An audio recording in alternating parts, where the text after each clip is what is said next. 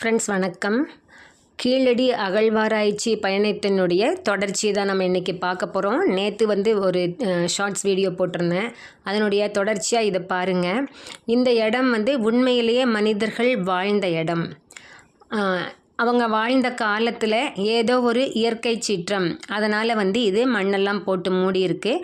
ஆராய்ச்சியின்படி பார்க்கும்போது அங்கே ஆற்று மணல்கள் அங்கே அதிகமாக இருக்குது. ஏதோ ஒரு ஆற்றினுடைய வெள்ளம், முக்கியமாக நம்ம சொல்லப்போனால் நமக்கு அங்கே இருக்கக்கூடியது வைகை தான் இல்லைங்களா. அந்த ஆற்று வெள்ளம் பெருக்கெடுத்து மணலோட மூடி அந்த நாகரீகத்தோடு வாழ்ந்த அந்த மக்களை அழிச்சிருக்கு அப்படிங்கிற மாதிரி தான் நமக்கு தோணுது. இதில் பார்த்தீங்க அப்படின்னா அந்த இடத்த கண்ணாடி எல்லாம் போட்டு நல்லா ப்ரொடெக்ட் பண்ணி வச்சுட்டாங்க. மேலே கூரையும் போட்டாங்க. ஏன்னா இது எல்லாம் மண்ணு தாங்க. அந்த அகழ்வாராய்ச்சியின் போது மண்ணை தான் தோண்டி எடுத்துகிட்டு அந்த இயற்கை இருக்கக்கூடிய அந்த மண்ணினுடைய பல அடுக்குகளை அப்படியே வச்சுருக்காங்க.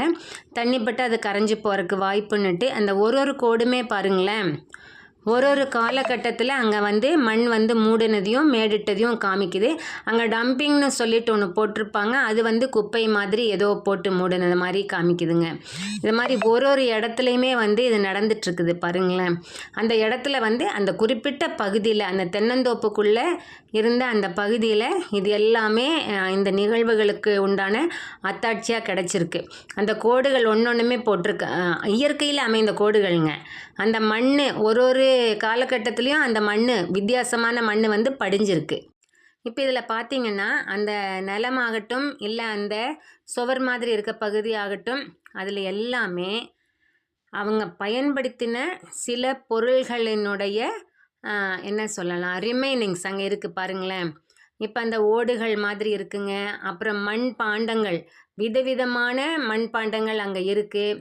சொவுத்தில் பாருங்களேன், அந்த சொவுத்தோட இதுலேயே சைடில் எல்லாமே அது தெரியுது பாருங்கள் நம்மளுக்கு இல்லைங்களா. அந்த பானையினுடைய உடைந்த பாகங்களுமே அங்கே இருக்குது. அந்த மண்ணில் புதஞ்சு கிடக்குது. இந்த மண் தட்டு சிலதெல்லாம் பார்த்தீங்க அப்படின்னா முழுமையாக கிடச்சிருக்கு, சிலதெல்லாம் உடைந்த நிலைமையில் கிடச்சிருக்குங்க. இது மட்டும் இல்லைங்க, இதில் பல அற்புதமான விஷயங்கள் அங்கே இருக்குது. இதனுடைய ஃபுல் டீட்டெயிலையும் நம்ம தெரிஞ்சுக்கணும் அப்படின்னா நம்ம இந்த பூமியினுடைய பரிணாம வளர்ச்சி, நம்ம ஜியலாஜிக்கல் டைம் ஸ்கேல், ஜியலாஜிக்கல் ஈரா, ஜியலாஜிக்கல் இயான்ஸ், மனிதனுடைய பரிணாம வளர்ச்சி, அதாவது ஹியூமன் எவல்யூஷன், அதை பற்றி எல்லாமே நம்ம தெரிஞ்சுக்க வேணுங்க. இங்கே பாருங்களேன், அந்த தென்னந்தோப்பில் அந்த தென்னை மரத்தோட வேர் கூட அப்படியே இருக்குது. அதுக்குள்ளே தான் எடுத்திருக்காங்க. நம்ம அடுத்து வர வீடியோக்கள் எல்லாம் நான் சொன்ன மாதிரி geological time scale and human எவல்யூஷனை பற்றியுமே நம்ம இதோட சேர்ந்து பார்க்கலாங்க ஃப்ரெண்ட்ஸ். அப்போ நமக்கு நல்ல தெளிவு கிடைக்கும். இதில் இந்த தென்னை மரத்தை